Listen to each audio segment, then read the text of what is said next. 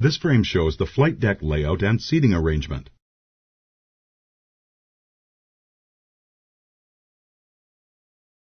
The pilot seats are electrically operated. Controls are provided for the adjustment of forward, aft, outboard, inboard, up, down, and recline with an adjustable lumbar support.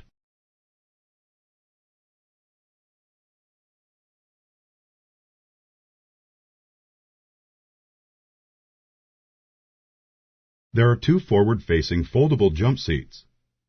One fixed jump seat on the bulkhead to the left of the cabin door, and one movable jump seat that is stowed away from the cockpit entrance while not in use. The outboard armrest of each pilot seat is enlarged and has enhanced position controls to enable specific positioning of the armrest for use of the side stick. Note the controls for this armrest.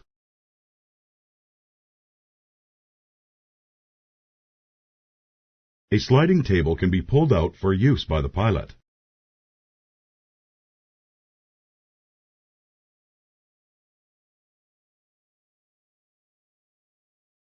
The primary flight instruments are provided on 4 display units.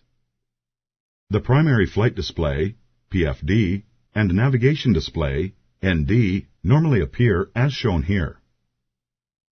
While the PFD displays all primary attitude and flight information, the ND has various display modes that may be selected by the pilot.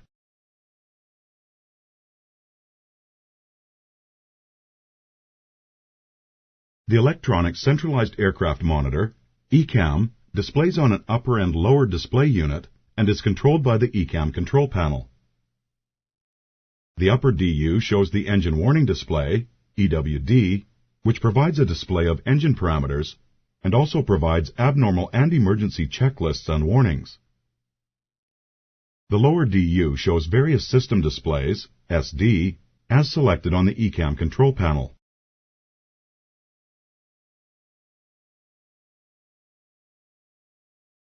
To the left of the ECAM are the Standby Flight Instruments, or Integrated Standby Instrument System, ISIS. To the right of the ECAM are the controls for the landing gear and brakes.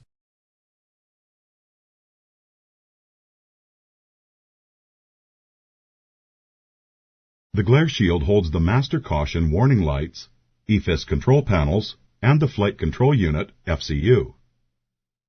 The master caution warning lights are called attention getters, as they, along with oral sounds, alert the crew to situations that require immediate crew awareness or immediate crew action. The EFIS control panels allow the pilot to select various display modes on the ND and to control the altimeter setting that is displayed on the PFD.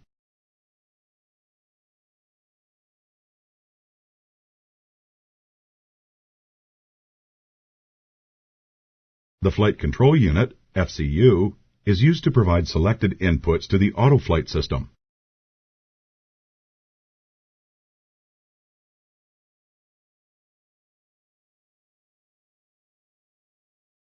The overhead panel holds system panels to control and monitor the aircraft systems. On this frame, click the hot words to identify the system panels.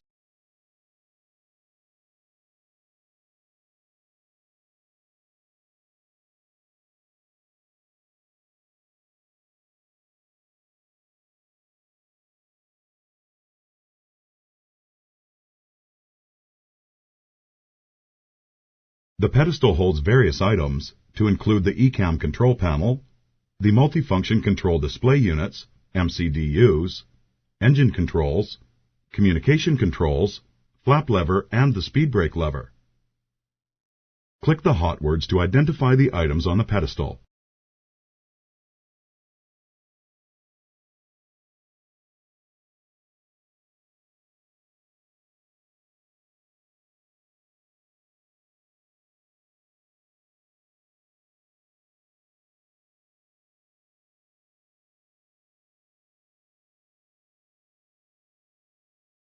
The overhead panel holds system panels to control and monitor the aircraft systems.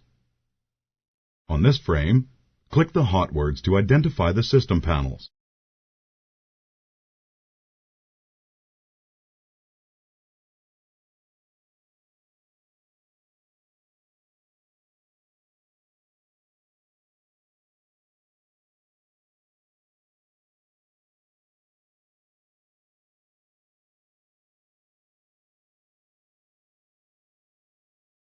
Loudspeakers are installed in the flight deck to provide crew alerts and to hear air traffic control communication.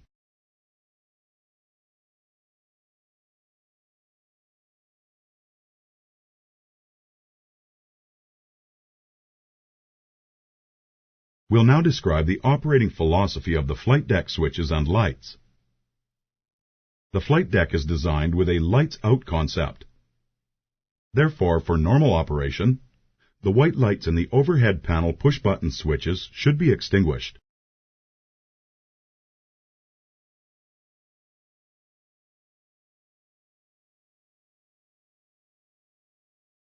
The illumination of a white light normally indicates the push button is not in the normal position.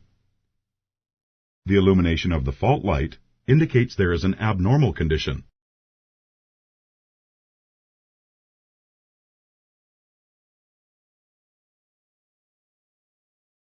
Some switches illuminate a blue light when they are selected on to advise the crew that they are selected on and operating. Blue lights are for normal operation of a system used temporarily.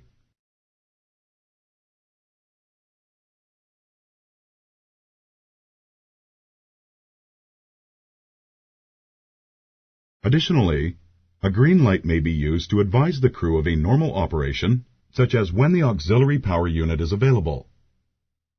Green lights indicate a normal condition.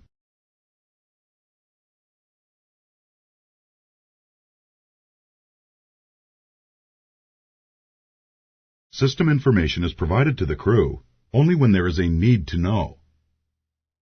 The need to know situation is based upon the particular phase of flight. This frame shows the phases of flight that are considered. While some indications are available in one phase of flight, you will find that they are inhibited in other phases. We will discuss the flight phases as we train the particular systems.